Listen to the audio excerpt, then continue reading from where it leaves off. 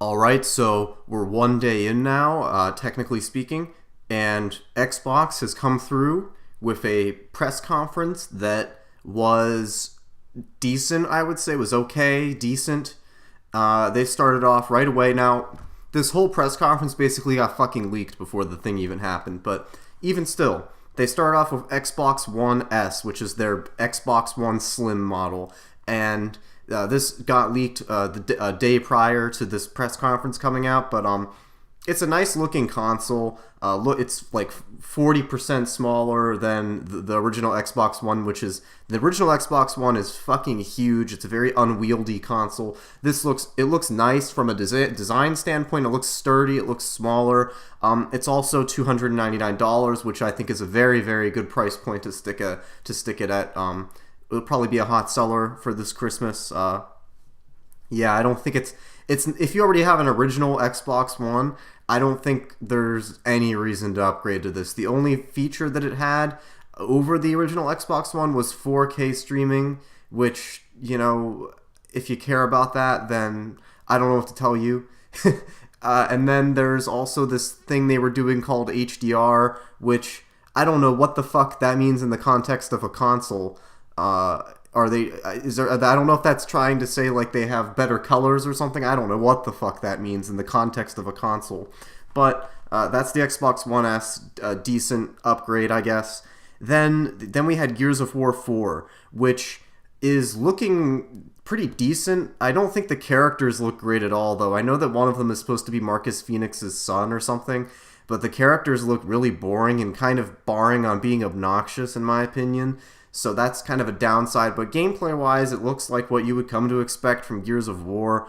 I really liked Gears of War 1 back when that came out, and then Gears of War 2 I loved. It just kind of took it to that next level. After that, the series kind of went downhill for me. I wasn't a huge fan of 3, and I barely touched Judgment. I didn't like that game at all. But Gears of War 4 looks alright. I didn't get a chance to play the multiplayer beta, but that's something that I might be interested in if the multiplayer is good on this. But the big thing with this was that they were playing campaign co-op with crossplay between PC, Windows 10 PC, and an Xbox One, which is fucking cool. And they're doing this. This is a whole theme that they were pushing throughout this entire thing. I think every one of these, I'm pretty sure every big Xbox One exclusive is now also coming out on Windows 10, which is fucking amazing for me because I'm so sick of playing on Xbox One. I barely touch my Xbox One, so now I don't have to touch it at all now. So I just play everything on PC. Gears of War 4, PC. They have a cross-buy situation thing going on too. If you buy the game digitally, you get it on both. You get it on the other platform for free. Now, it remains to be seen if they'll fuck this all up like they did with Quantum Break or Gears of War Ultimate Edition, where the PC port was terrible. And then there's also the inherent downside of these games being on the Windows Store rather than being on Steam or something like that. So there is a downside to it. They could fuck this all up, but just, kind of taking them at their word, this is a good thing.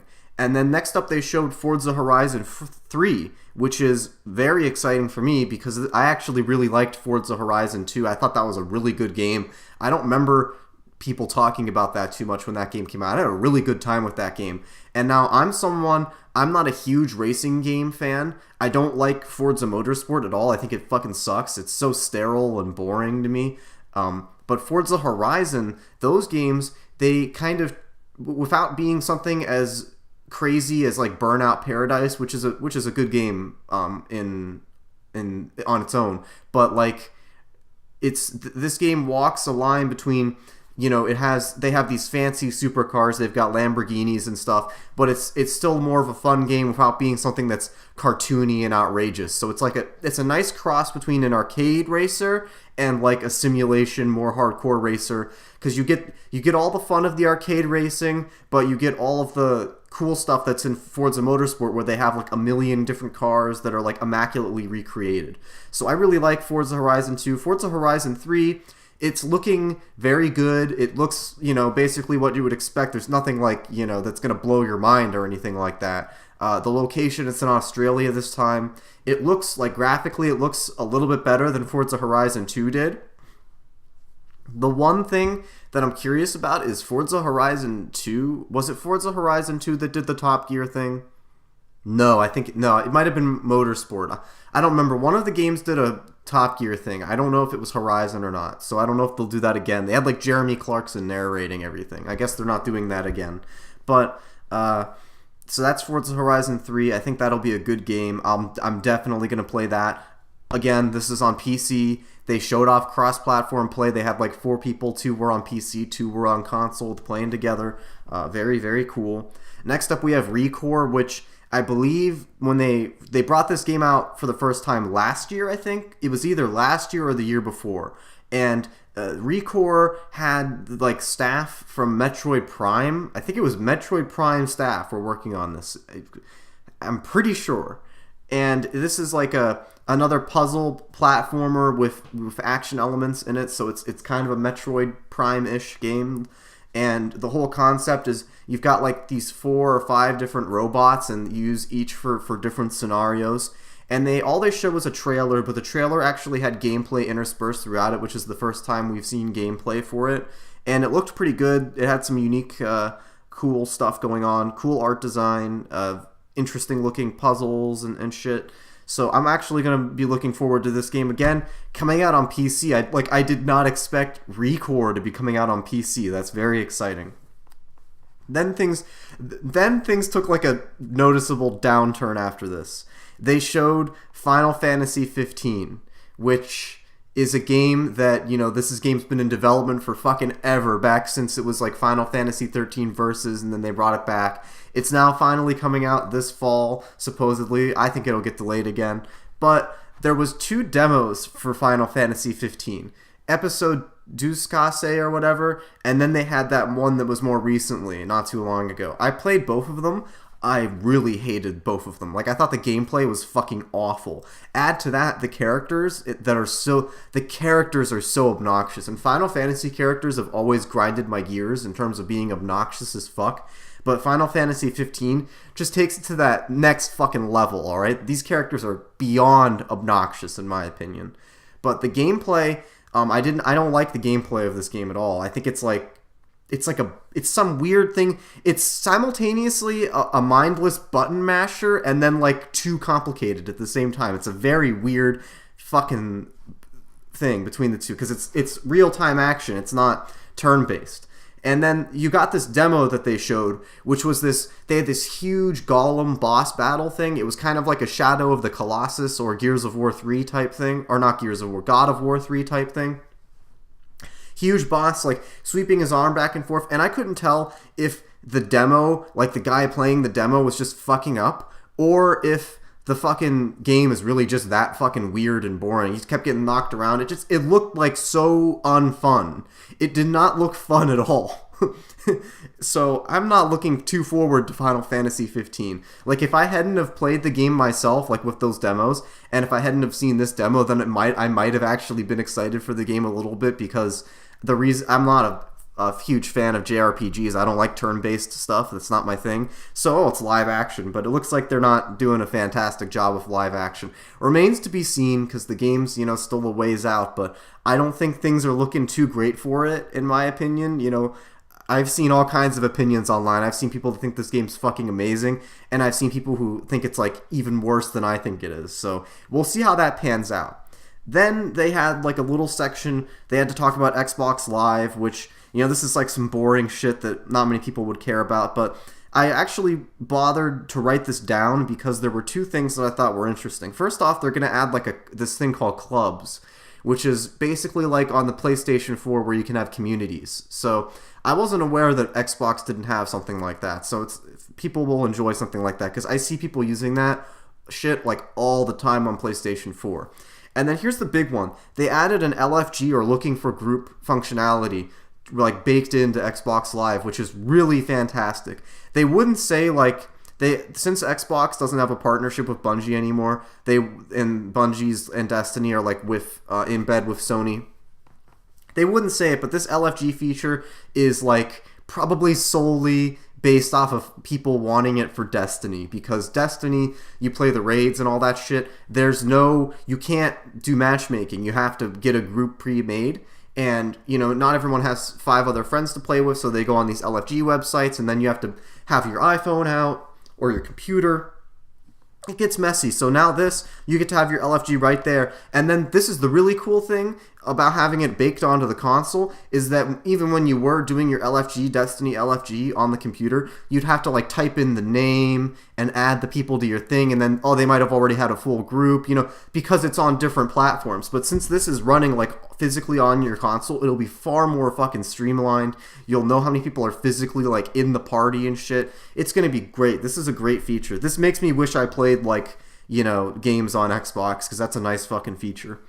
And then after Xbox Live, they went to the ID at Xbox, which is like their independent development thing. Now, please, why is it called independent development? I like the term indie nowadays is like so fucked in the context of like, is it really indie if it's being published by fucking Microsoft? Like, is that really independent? I don't know. But they had a collage of indie games, a lot of stuff we've already seen before. None of it looked particularly interesting except for Cuphead, which they've been showing Cuphead for like, I think a year or 2 at this point. And I think that game looks really fucking good, but it needs to come out. Like, it literally needs to come out, or it's like, it's at the point where, okay, we saw it, everyone said, wow, that looks cool, myself included, wow, that looks cool art style, looks like the gameplay's fun. Okay, we want to play it. It's like, I'm not going to be interested in seeing this at E3 every year. Like, it needs to fucking come out. And then after they showed their collage, they had this guy come up and play a demo, like a gameplay walkthrough demo of a game called We Happy Few or something like that, where it was a very interesting looking, intriguing demo. And I don't know if the game was like a walking simulator or if it was an action game, because at the end it looked like it might have had action, and then that part might have just been a walking part. But that game looked interesting. It's this weird thing where they're taking like happy pills. It's kind of like a Brave New World or something like that. That game looked moderately interesting. That might be something to keep an eye on. Then they had a trailer for Dead Rising 4, which looked so much better than Dead Rising 3. Dead Rising 3, I thought that game fucking sucked. Just graphically speaking, in terms of like a technical level, Dead Rising 4 looked a lot better, because Dead Rising 3 was kind of a mess. That was one of the launch games for Xbox One, a complete mess. It looked like it came out... That game looked so bad, too. It was just... The whole thing was a mess. It ran in 720p on Xbox One when it came out. Dead Rising 4, I'm wishy-washy on this shit. I don't think many people care. Then they showed Scalebound, which is one of their huge fucking games.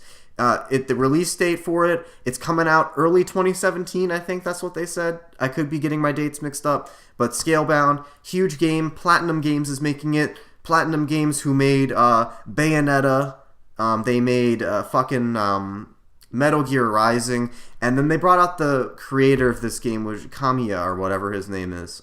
Oh my god, why don't I remember his name? Kamiya or whatever. But he's like, this guy is like really infamous. He was the creative director and shit for like Devil May Cry, and he's really infamous because he has a Twitter account where he blocks people all the time, and like imagine Kanye West's Twitter, like Kanye West's Twitter, if he actually like interacted with the people who tweeted him, and that's what this guy's Twitter is. It's a fucking hilarious Twitter page, very like infamous Twitter page. That guy came out on stage to show Scalebound. Scalebound coming out on PC. I didn't think I'd live to see the day where that would happen, but it's happening. It's coming out on PC at the same time as it's coming out on Xbox, and it looks really, really good. The character is really annoying, the main character. He kind of reminds me of the Devil May Cry reboot Dante. He's like he's not that bad, but he's like getting there. And he like has the fucking headphones. And there was this guy on the stage off in the distance who was like dressed up in like really shitty cosplay trying to look like this guy. I felt so bad for that guy. That guy's life is ruined. I hope he got paid really well. Like, he's either unaware of how embarrassing it was or he got paid so well. One or the other. But the game itself looks good. I'm definitely down to play this game. They showed off this huge boss battle. Gameplay-wise, it kind of... I'm not sure what it is. It's kind of odd. You've got all these monsters, and I think what's going on is like you have a boss fight with a monster, and then you add that monster, you tame the beast or whatever, and you add him to your arsenal. Because it looked like these monsters were like fighting independently, or he was commanding them or something. And then there was co-op too, which was really odd. But the boss battle that they were doing is like a multi-stage thing where you would go crazy and like slice at shit and then jump back. It very much reminded me of the boss fights from Metal Gear Rising: Revengeance. And if it's anything like that game at all, then it's going to be fucking great, because Metal Gear Rising was a fantastic game. Next up, they showed off a pirate game by Rare. I don't remember what the game was called. I just wrote down pirate game, so that's how memorable I thought it was. Because this game, it wasn't memorable. It's like, it looks like a, cheap budget indie title or something like that. You play as a pirate. There's other people playing as pirates. Fuck it. It looks like shit. I'm not gonna lie. And then Rare is kind of interesting because Microsoft bought Rare way back when, and then they haven't let them make like a real game in forever. They've become the studio that makes like Kinect games. It's so sad to see them demoted like that. So at least they're making like a legitimate game now that is like a little bit easier to take seriously, but I'm not thinking this is going to be a good game, alright? Then we have Halo Wars 2, which I'm not fascinated by because I don't like RTS games, but I did play Halo Wars 1. I played a pretty big chunk of Halo Wars 1 because it was a Halo game, and that game was really interesting, not because like it was a particularly good RTS, it was a competent RTS. But it was interesting because it made the RTS work on console, which is something that people have, developers have been fucking struggling to do forever, and they got it right with Halo Wars 1. So Halo Wars 2, it's also going to come out on PC, which makes far more fucking sense to play it on PC. Just play it on fucking PC.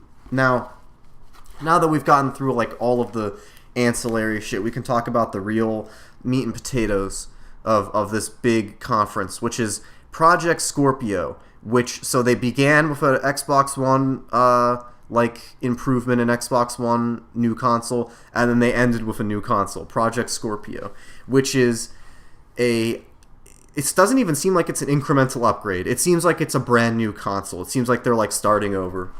And this console is going to run games in 4K. It's going to have it says it has 6 teraflops, which would put it into the kind of the power range of like a 980 Ti or the 1070 if you want to go with the newer NVIDIA graphics cards. So basically, I get the impression it seems like it'll be a little less powerful than that. So I'm assuming that this console is going to be at 90% of the power of the PC that I have now, which means it'll run 4K at 30 frames, 40 frames at medium settings or high settings. So that's actually a pretty powerful console. But you have to remember, this shit's coming out in holiday 2017, according to the press conference. So by then, it's already going to be not that powerful because, it's already the 1070 is like the entry-level card for NVIDIA. And that's about how powerful this is, a little less. It's a huge, don't get me wrong, this is a fucking huge step up from the Xbox One. But I don't think I see people getting really excited about this shit on Twitter, like it's like the second coming, like they're using some kind of magical technology. Don't get it twisted, guys. You can buy a PC right now that is as powerful as this for $1,500, which I know that's a lot of money. This console's probably going to cost $600. I've seen people saying it's going to cost $800. I think it'll probably cost $600. That's my guesstimate for it. I don't think this is going to be as impressive by the time it comes out, because in 2017, NVIDIA will have put out a 1080 Ti and shit. But the real question I have here is what this actually is going to make. So you've had this whole dynamic between Sony and Microsoft for the past 2 years or whatever, since the new consoles has come out. And Xbox One is less powerful than PlayStation 4 by a small margin, but enough to make a difference where games run in 900p instead of 1080p. Now it seems like the tables have turned, where Xbox is going to have like the beefed up console that can do 4K games and shit, and Sony, who we haven't seen their conference yet. It's 5:49 right now, so there's not much time to wait. But Sony's PlayStation Neo console, which is probably not going to be shown at E3, that is being purported, like being rumored to be like a minor upgrade, like a minor step up. Not a huge step like this is. So I don't know. This is interesting, and I don't think it. You know, I see people saying, "Oh, Xbox stole the show." I don't think so. I'd have to disagree. I'm not as impressed by this, but it's a very interesting development. Just the one thing about this is that if this is what I think it is, and it's like a brand new console basically, it's just a new step up, it's not an incremental step, then man am I glad I switched to fucking PC, because fuck buying a new console that often. I mean, this basically defeats the purpose of consoles, man. But let's just cut the video off. Let's like end my fucking video because I don't want to sit here for too long. But in terms of a rating for this press conference, I'm thinking a 6 out of 10. A solid 6 out of 10. It was a above average, decent, solid show. I liked a couple of the games. There was no huge reveal. There's no blow away moment. And for some people that was the Project Scorpio. Not for me, because I already own a computer that's like better than that. So that was the Xbox press conference. Tell me what you thought down below. I didn't think it would be this good, to be honest with you. So Microsoft did like impress me because I had very low expectations this year. I'm very excited for Scalebound. I definitely expect a review of that, and Gears of War 4. I'll probably review that. So thank you for watching my video. Be sure to come back to the channel for the Sony press conference. That should be very interesting, especially comparing and contrasting with this one. So see you next time.